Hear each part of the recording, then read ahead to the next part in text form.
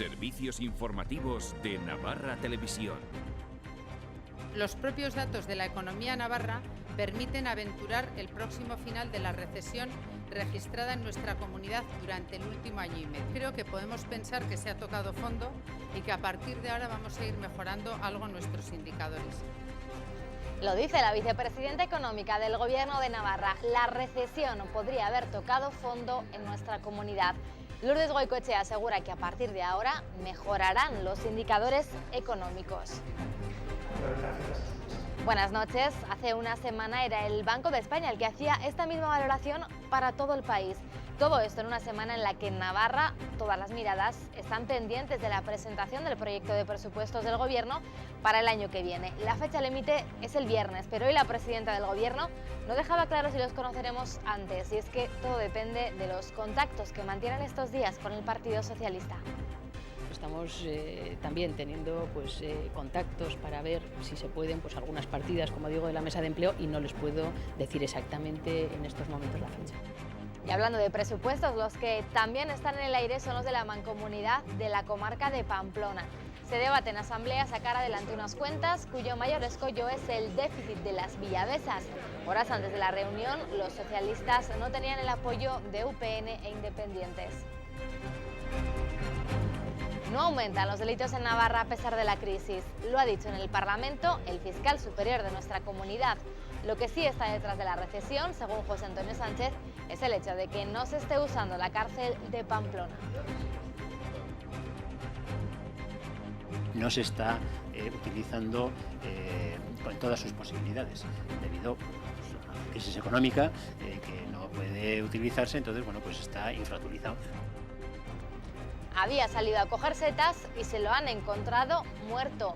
La Guardia Civil ha localizado en las inmediaciones de Leiza el cadáver de un vecino de 80 años. Su cuerpo ha sido rescatado junto al cauce de un pequeño riachuelo al que se podría haber caído desde unos 3 o 4 metros. Se llama Rosa y está llena de vida, pero a los 44 años creyó que no podría volver a andar. Sufrió un ictus y con esfuerzo y rehabilitación ha podido recuperar su vida. Hoy es el Día Mundial de esta enfermedad, que es la primera causa de muerte entre las mujeres en España y la segunda entre hombres. Indignación en Osasuna por la sanción de un partido impuesta por el comité de competición a Damià tras su polémica expulsión en Sevilla. La tira rojilla no ha dudado en acudir a apelación nada más conocer este fallo. El comité se reúne mañana, con lo que desde el club no descartan que les dé la razón y el catalán pueda jugar ante el Rayo Vallecano.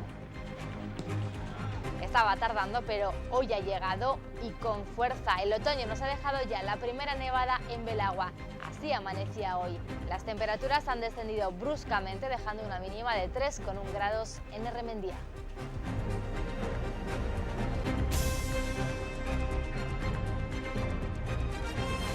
La titular navarra de Economía avanza el fin de la recesión en nuestra comunidad y cree que a finales de 2014 Navarra crecerá a un ritmo del 0,6%.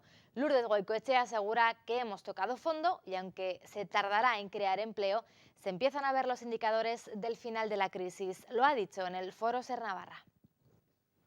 El Gobierno de Navarra y su consejera de Economía confían en que los datos del PIB que se conocerán mañana lo confirmen, pero ya dan por superada la época de recesión en Navarra. Aventurar el próximo final de la recesión registrada en nuestra comunidad durante el último año y medio. No estoy diciendo que vayamos a entrar en unos ritmos de crecimiento altos y de creación de empleo inmediata. Ahora bien, sí que creo que podemos pensar que se ha tocado fondo y que a partir de ahora vamos a ir mejorando algo nuestros indicadores. Goicoechea ha asegurado además que Navarra presenta ya indicadores que le darán ventaja ante otras autonomías para iniciar la recuperación. Sobre todo la mejora de la zona euro hace que la industria navarra, que exporta un 70% a Europa, tenga buenas perspectivas. Por todo ello, que la luz en ese túnel todavía yo creo que está lejos, pero ya parece que empezamos a verla. Debemos ser capaces de trabajar para atraer cada vez más esa luz. ¿Y cómo tenemos que hacerlo? Pues trabajando de forma conjunta. Goicoechea pide a la clase política ser capaz de alcanzar consensos y sigue sin descartar la posibilidad de un acuerdo presupuestario con los socialistas. No sé si de una forma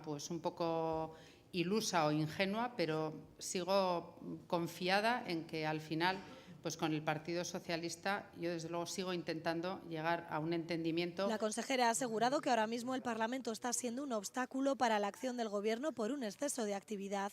Yo, para que se hagan una idea, he comparecido en 130 ocasiones en el Parlamento, comparecer. Es verdad que nos entorpece bastante la tarea de gobernar. Goicoechea ha confirmado que dejará el Gobierno al finalizar esta legislatura, ya que se comprometió para 4 años.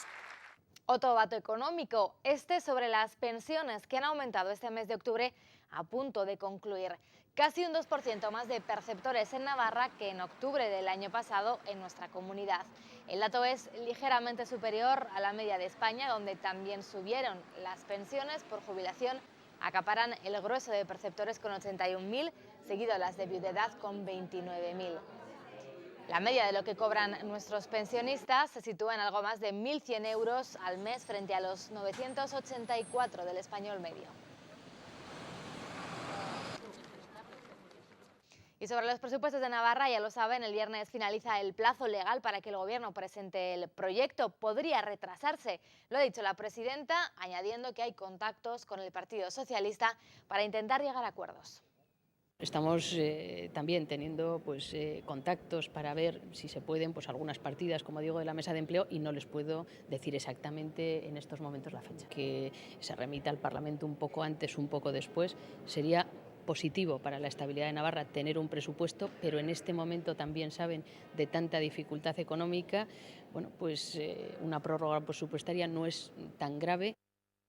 Y a esta hora, muy pendientes de qué pasa con las cuentas de la Mancomunidad de la comarca de Pamplona. Los presupuestos están en el aire y pesa sobre todo el déficit que acarrean las villavesas. Y es que las cuentas plantean una aportación extra de los ayuntamientos que los consistorios rechazan. Actualmente las tarifas cubren aproximadamente un 50% del coste del servicio. El resto lo sufragan entre el Gobierno de Navarra al 60% y los consistorios en un 40%. Horas antes de la reunión, los socialistas no tenían todavía el apoyo de UPN e independientes. Por cierto, que el Partido Socialista va a proponer que el Gobierno financie el 80% del déficit del transporte urbano de Pamplona y su comarca. Lo van a presentar en el Parlamento, una proposición de ley para que el Ejecutivo financie ese 80% y los ayuntamientos el 20%, y no las cifras de la actualidad que varían entre el 60 y el 40%, como les acabamos de explicar. Los socialistas pretenden así evitar la aplicación de otras fórmulas que perjudican, dicen, a la ciudadanía, como la aplicación de tasas. Y el Gobierno de Navarra y el Ayuntamiento de Pamplona han firmado hoy un convenio contra el fraude fiscal. Ambas administraciones se van a intercambiar información tributaria. Este es el primero de los 25 convenios que el Ejecutivo quiere firmar con los ayuntamientos más grandes de Navarra para regular el intercambio de información y detectar casos de fraude. Y el Parlamento Foral va a crear una ponencia para estudiar las propuestas en torno a la reorganización del mapa local de Navarra. Se parte de la proposición de ley foral del Partido Socialista y el proyecto de ley del Gobierno, al que se han presentado 62 enmiendas. La ponencia, propuesta por casi todos los grupos, pretende llegar a un acuerdo en la modernización de nuestro mapa local. Los representantes de educación de las comunidades autónomas se han llegado hoy al Senado para debatir el proyecto de ley orgánica de la mejora de la calidad educativa, la LOMCE. También el consejero navarro José Iribas, que ha llegado con la intención de volver a proponer las mejoras que desde el Gobierno navarro le han hecho llegar al Gobierno de la Nación. Entre las más destacadas, el fortalecimiento de la formación profesional, una inmersión buena en el inglés o la libertad de educación, que es en definitiva el motivo del debate de hoy. La LOMCE se somete a examen por la invasión de competencias autonómicas. Hemos dicho muchas cosas para mejorar el proyecto. El Ministerio ha sido sensible a una buena parte de las cosas que hemos dicho, pero quedan algunas cuestiones pendientes de relieve. Por lo tanto, sabemos que el proyecto de ley se va a aprobar porque el Grupo Parlamentario Popular tiene mayoría absoluta en las dos cámaras, pero dependiendo de cómo se posicione en relación con nuestras enmiendas, también se producirá nuestro sentido de voto, ¿no? Eso en el Senado. Y en el Congreso, el diputado de UPN, Carlos Salvador, ha denunciado que su compañera del Grupo Mixto y representante de Agueroa Bay, Usue Barcos, ha vuelto a presentar una enmienda a los presupuestos generales del Estado pidiendo financiación para Euskal Herria y Ratia, sociedad de la que ella es accionista. Según Salvador, sería la tercera vez que Barcos lleva a cabo esta solicitud, aunque este año no precisa, en palabras del diputado regionalista, detalles como en anteriores ocasiones, en las que se dejaba claro que la consignación solicitada, 150.000 euros, iba a ser para fomentar el uso del euskera. No creemos que esta sea la mejor manera de hacer política, no nos parece una enmienda, digamos, de la cual puedan sentirse muy orgullosos.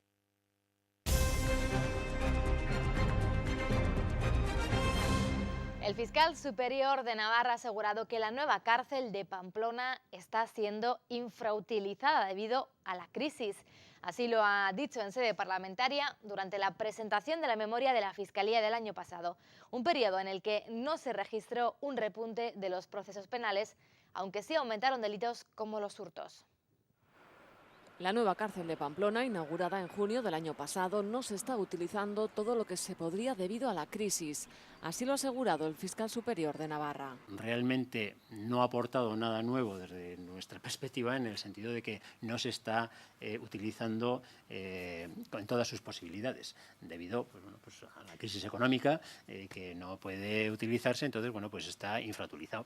Pues suponemos que en algún momento, cuando salgamos de esta crisis, pues se podrá utilizar y podrán crear pues todas las unidades, etcétera, que estaban pesadas inicialmente. El fiscal también ha explicado en sede parlamentaria que las tasas judiciales se están notando y que tener que pagar ha provocado un descenso en los asuntos que se llevan ante la justicia. Personas que antes recurrían la multa de 200 euros y ahora tienen que pagar 200 euros de tasas, pues hombre, ya no le compensa jugársela y que luego a lo mejor le condenen en costas, con lo cual, pues todos esos recursos que había, en ese sentido, pues evidentemente han disminuido en una gran cantidad. Así lo ha indicado en la presentación de la memoria de la Fiscalía del año pasado. Según el informe, la litigiosidad se mantiene parecida a la de años anteriores, aunque sí han aumentado los delitos de hurto casi un 9%. Que hay una gran profesionalización en este sentido y, lógicamente, estamos en ello, en activar, por una parte, pues una respuesta, digamos, más dura o severa con relación a esas personas. En cuanto a los escritos de acusación firmados por la Fiscalía, ha lamentado que la mayoría fueron por delitos contra la seguridad vial y, en concreto, por conducir bajo los efectos del alcohol.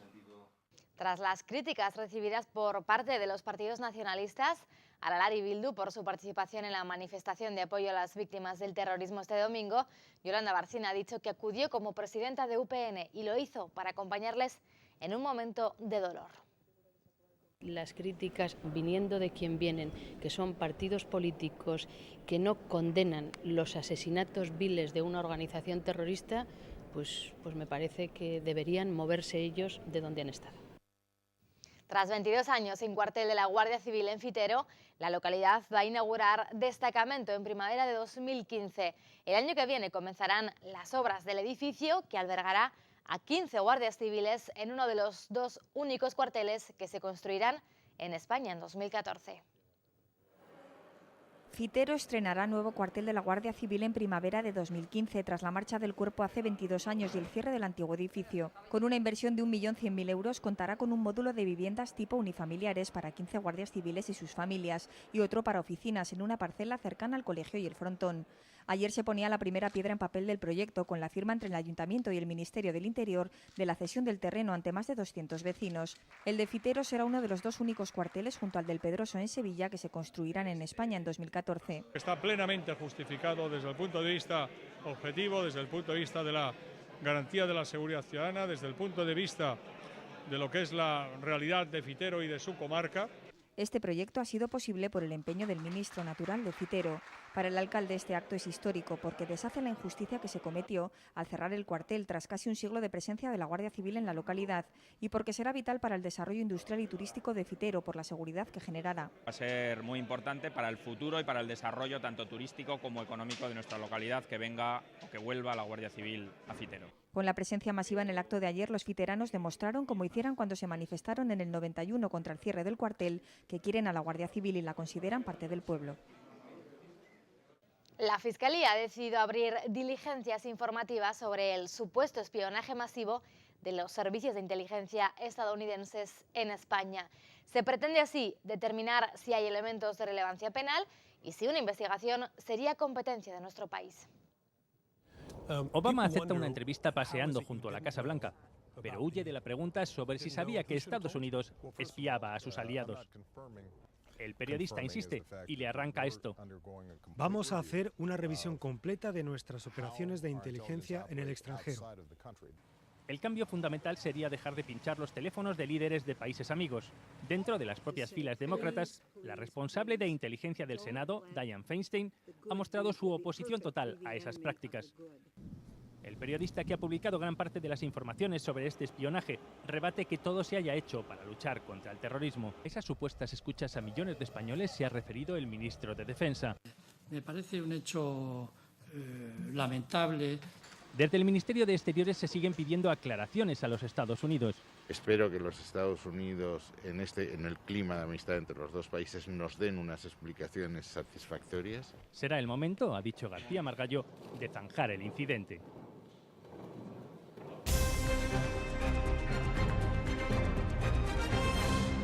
Efectivos del grupo de montaña de la Guardia Civil han encontrado hoy el cuerpo sin vida de un vecino de Leiza de 80 años en el paraje de Leizarralea, a unos 8 kilómetros de la localidad.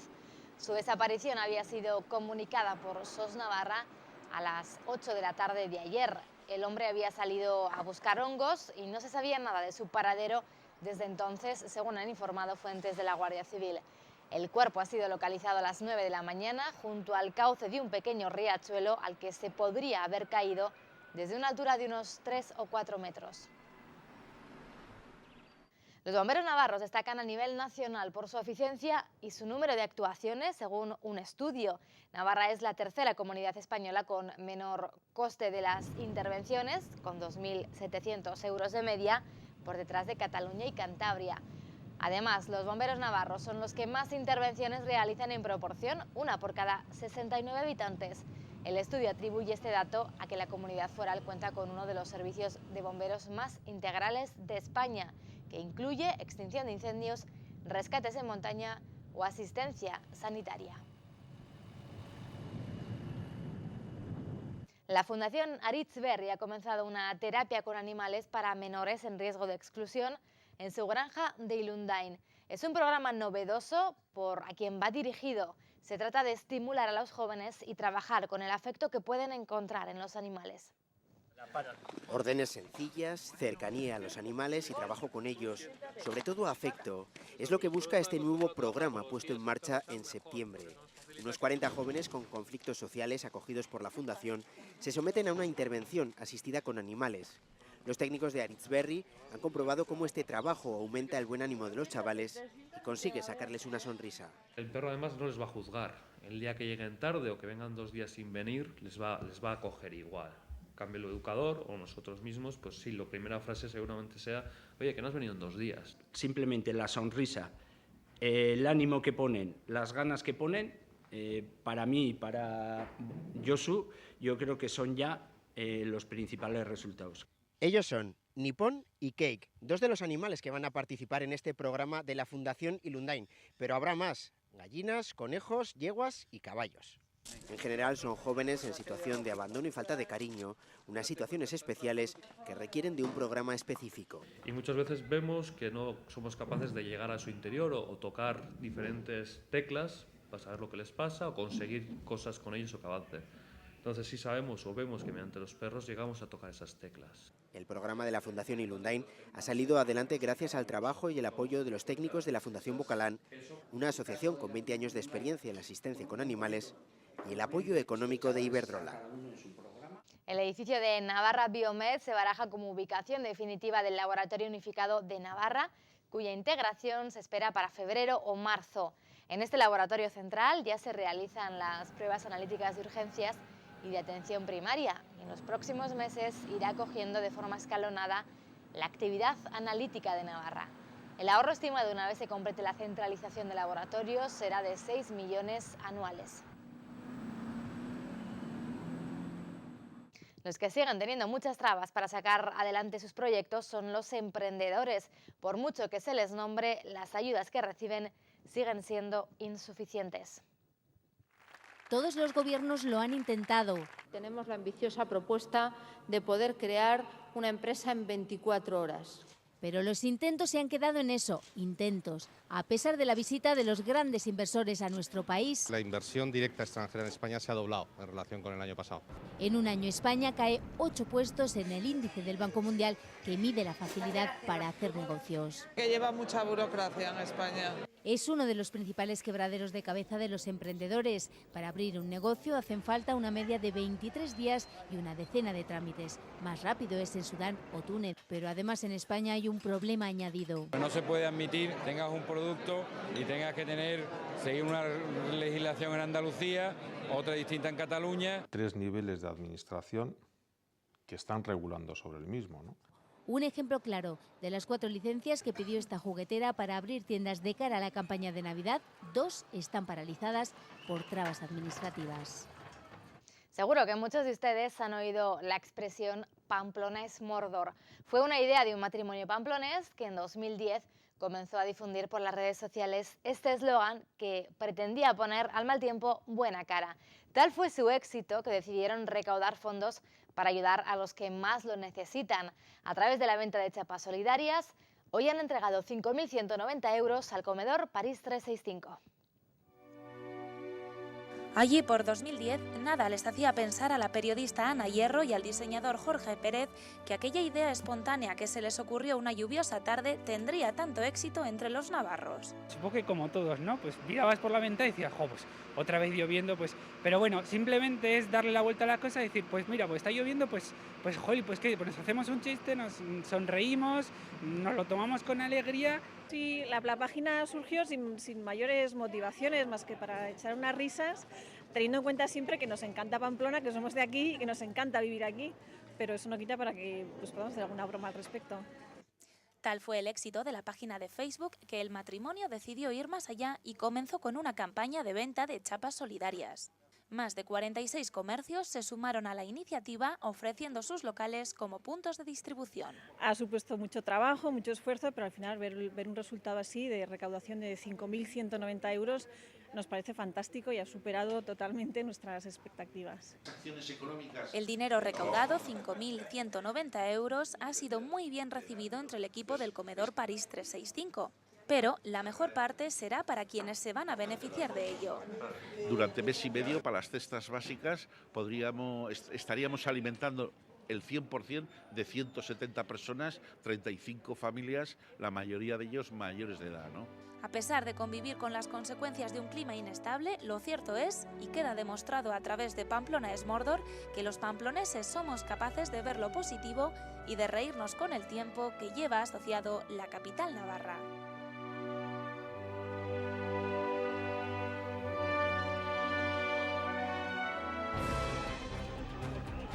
Enseguida llegan los deportes y además de la última hora rojilla veremos el duelo de la Peña Sport contra el Huesca, que pese a que finalizó sin goles, tuvo emoción y también grandes ocasiones.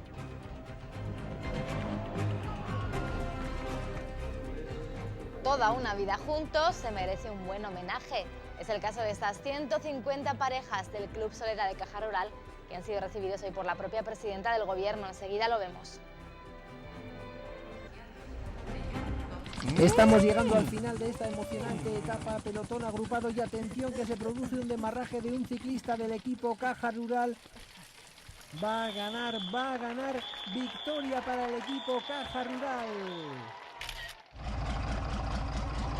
Caja Rural de Navarra patrocina los deportes.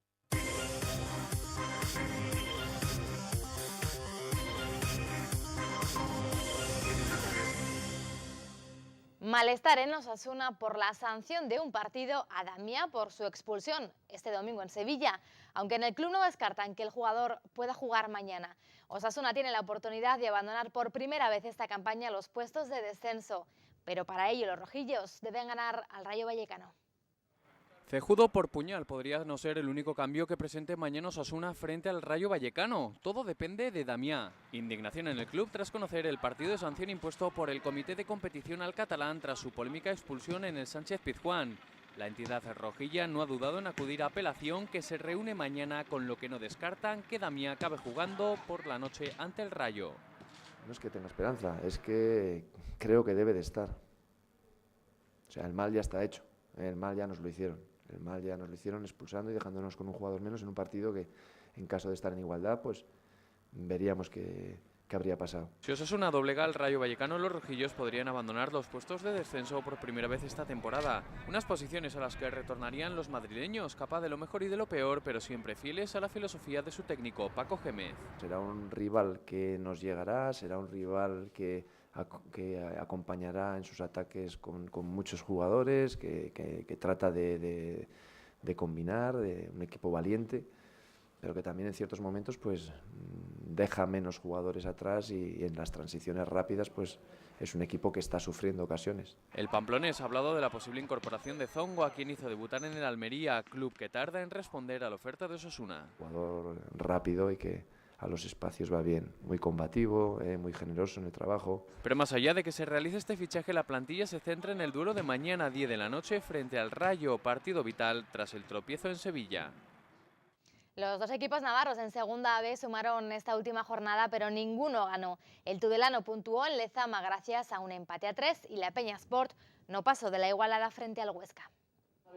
La Peñasport consiguió su primer punto desde que Miguel Merino tomara las riendas del equipo gracias a un empate sin goles ante el Huesca, equipo recién descendido de Segunda División y que no se está adaptando a la categoría de bronce, pues tras 9 jornadas disputadas coquetea con los puestos de descenso.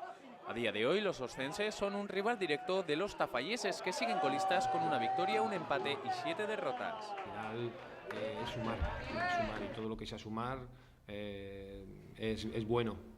Al final te salvas por un punto o desciendes por un punto. Entonces este punto nos va a reforzar mucho porque el equipo ya en estas 2 jornadas ha hecho un trabajo defensivo muy bueno. La Peñasport cuajó una gran actuación a nivel defensivo, si bien tuvo poca presencia en ataque. Rondó la portería del ex de Osasuna Promesas, Nacho Zabal, pero sin llegar con tanto peligro como el Huesca, que dispuso de las ocasiones más claras con palos incluidos. Evidentemente han tenido un par de ocasiones claras en las que el portero ha estado muy acertado y el palo pues nos han ayudado, pero la verdad que nosotros no le hemos perdido la cara, sobre todo en la primera parte. Los de Tafalla se complican su existencia en la categoría. 7 puntos les separan de la permanencia. El GH Lidernet comenzó el sábado su segunda temporada en la Superliga Femenina de Voleibol. Las navarras debutaron en la complicada pista del Gran Canaria y solventaron la papeleta con un gran resultado. 0-3 vencieron en un duelo que dominaron de principio a fin y que dejó muy buenas sensaciones. Las verdes debutarán este sábado en casa ante el Murillo riojano, principal favorito a alzarse con el título liguero. Una buena prueba para valorar las aspiraciones del GH Lidernet en el presente curso. Por el momento las expectativas son muy altas tras esta gran victoria en la primera jornada. Estamos llegando al final de esta emocionante etapa, pelotón agrupado y atención que se produce un demarraje de un ciclista del equipo Caja Rural. Va a ganar, victoria para el equipo Caja Rural. Caja Rural de Navarra patrocina los deportes. Así ha amanecido hoy el puerto de Belagua. El descenso brusco de las temperaturas por la entrada de un frente frío ha ocasionado esta primera nevada en el Pirineo Navarro, con la cota de nieve situada en los 1.400-1.500 metros. Y en los próximos días continuaremos con una cota en torno a esos 1.400 metros, heladas en áreas de montaña, rachas de viento en la ribera y en Pirineos. El otoño ha llegado ya con fuerza, para quedarse parece. Estas primeras nieves y las lluvias de los últimos días dejan después su efecto en los pantanos. En nuestro apunte ecológico de la noche repasamos las reservas de agua embalsada en la cuenca del Ebro. En Iberdrola estamos investigando siempre. Primero con la energía de los ríos. Desde hace una década con la del viento. Somos líderes mundiales en energía eólica. Ahora estamos investigando con la energía del mar. Estamos en el futuro. Iberdrola. Estamos contigo. Según los datos de la Confederación Hidrográfica del Ebro, los pantanos de la cuenca están al 67,3% de su capacidad, más del doble del ratio que presentaban hace un año. Actualmente la reserva de agua alcanza los 5.038 hectómetros cúbicos, una cifra que da tranquilidad ya que no solo es mejor que la del año pasado, también supera el promedio de los últimos 5 años. En Iberdrola estamos investigando siempre. Primero con la energía de los ríos. Desde hace una década con la del viento. Somos líderes mundiales en energía eólica. Ahora estamos investigando con la energía del mar. Estamos en el futuro. Iberdrola, estamos contigo. Han cumplido 50 años de casados y eso se merece un reconocimiento. Los 150 matrimonios del Club Solera de Caja Rural, que celebran sus bodas de oro, han sido recibidos hoy por la presidenta Barcina. 300 socios que proceden de 54 municipios navarros. La presidenta del Gobierno les ha reconocido como un ejemplo de entrega, de esfuerzo y de generosidad para la sociedad navarra.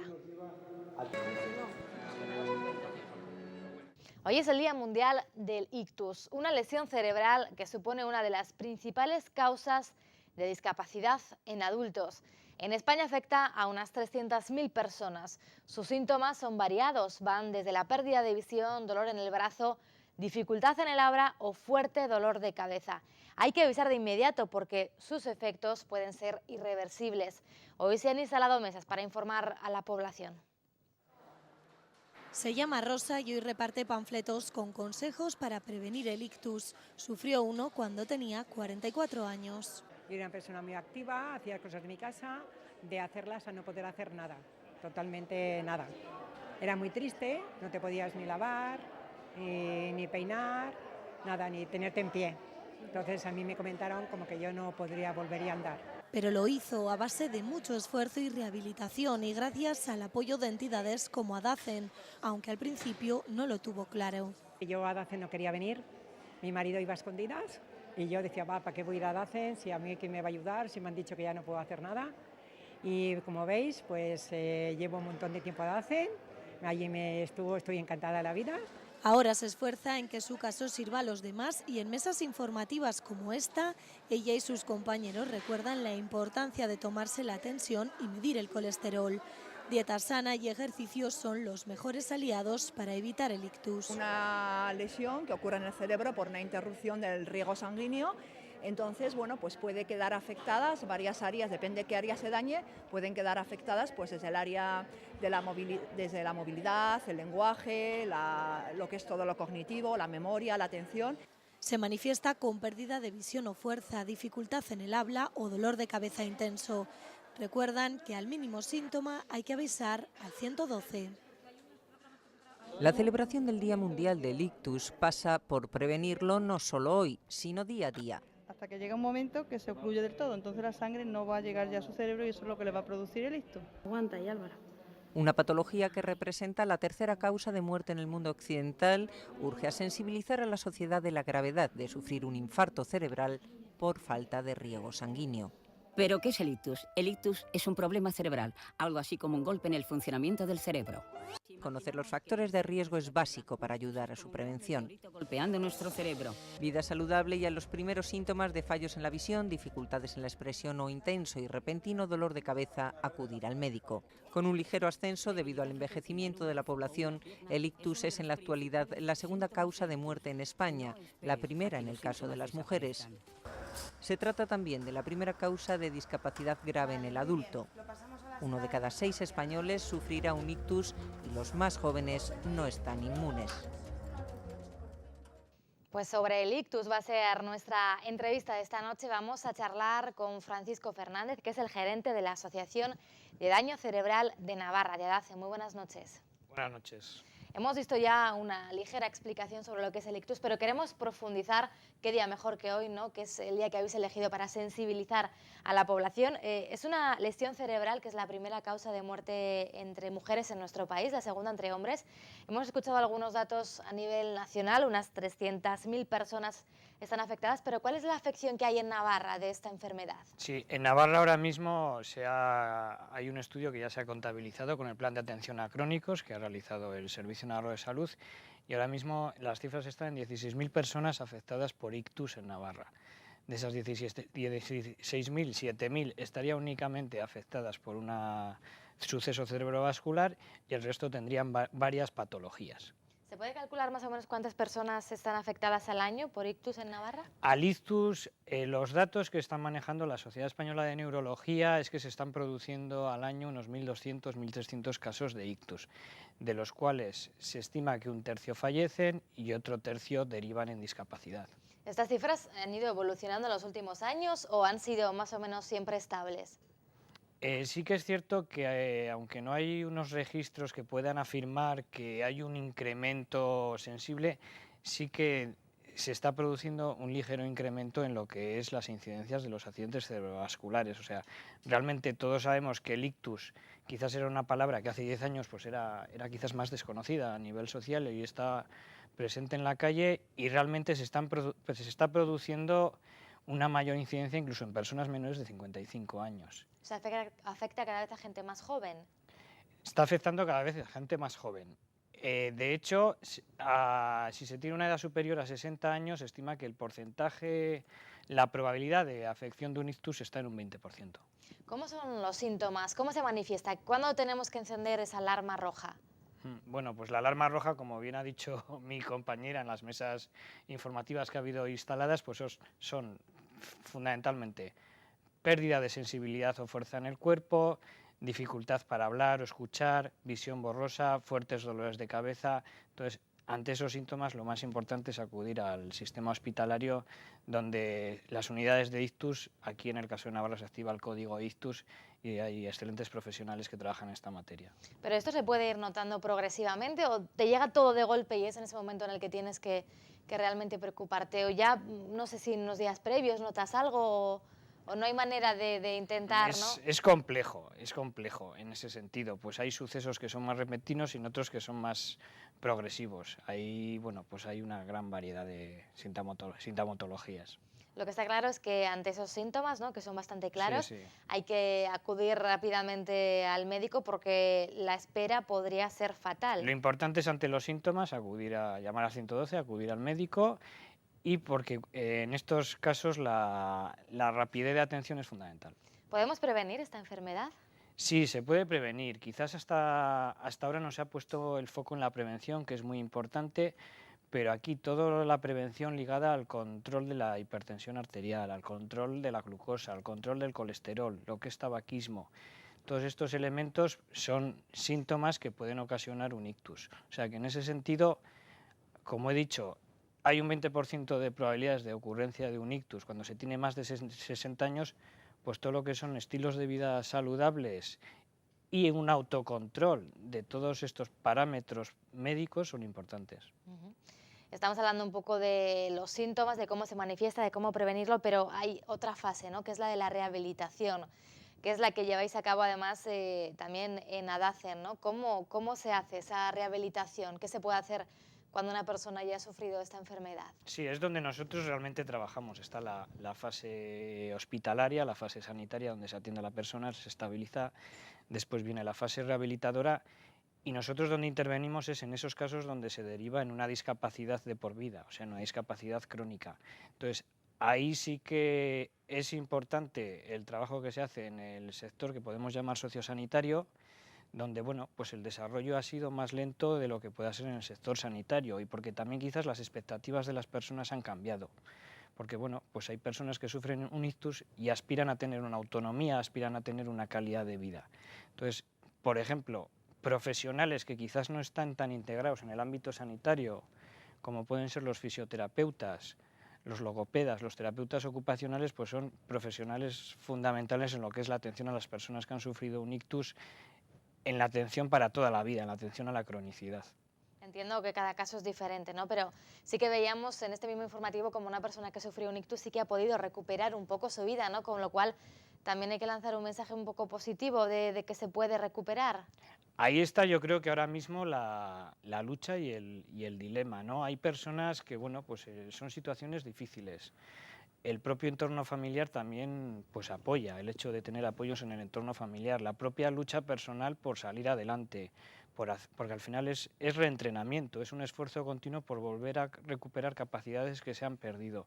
Entonces, nosotros sí que creemos que ahí hay mucho trabajo por hacer, y ahí el espacio de todas las entidades de discapacidad que trabajamos en potenciar la autonomía, pues es fundamental el hecho de que podamos tener los recursos para poder desarrollar nuestra labor. Y ahora está complicado, entiendo, ¿no?, con la crisis. Bueno, estamos en una situación un poco de, yo lo llamo de tormenta perfecta, ¿no? Pues se ha sumado los problemas en la financiación pública con los problemas en los financiadores habituales, pero bueno, no por ello seguimos trabajando y de hecho las entidades que atendemos a personas con discapacidad y el tercer sector somos los que más estamos manteniendo el empleo a pesar de la crisis y de los recortes. Hablaba usted del entorno familiar, de cómo afecta, lo importante que es. También es importante ayudar a los familiares, ¿no?, que tienen que tratar y cuidar a una persona con discapacidad. ¿Cómo se consigue esto? Sí.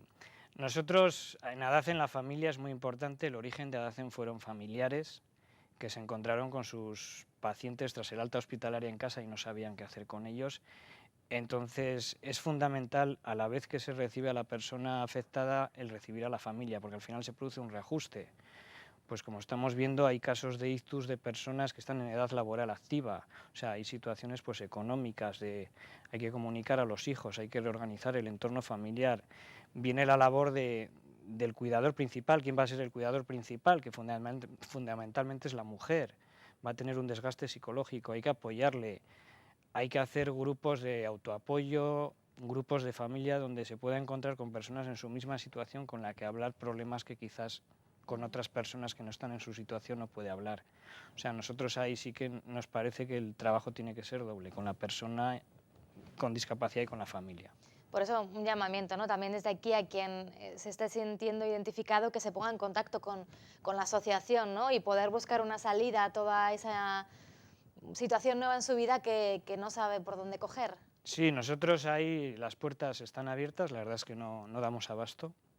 ¿Cuántas personas? Ahora mismo tenemos 34 profesionales en plantilla, estamos atendiendo 40 personas en centro de día concertado con Gobierno de Navarra y en atención ambulatoria estamos atendiendo a 106 personas.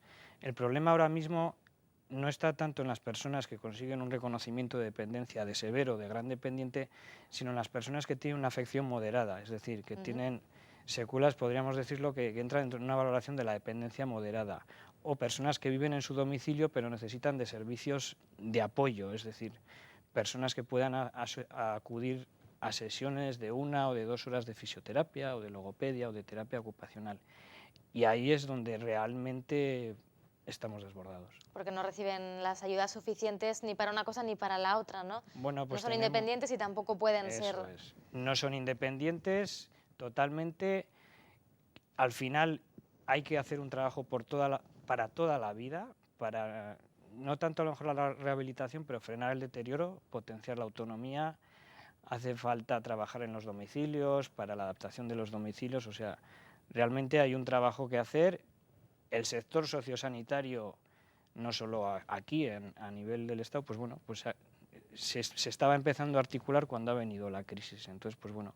Ha parado un poco todo, sí, ¿no?, todo el desarrollo. Sí. Importante también una jornada como hoy para informar, ¿no?, a la ciudadanía, porque sigue habiendo desconocimiento sobre esta enfermedad todavía, a pesar de lo peligrosa que es hoy día. Sí, yo creo que hay desconocimiento, que hay mucho temor y que todavía existe desconocimiento de que realmente es algo que se puede prevenir.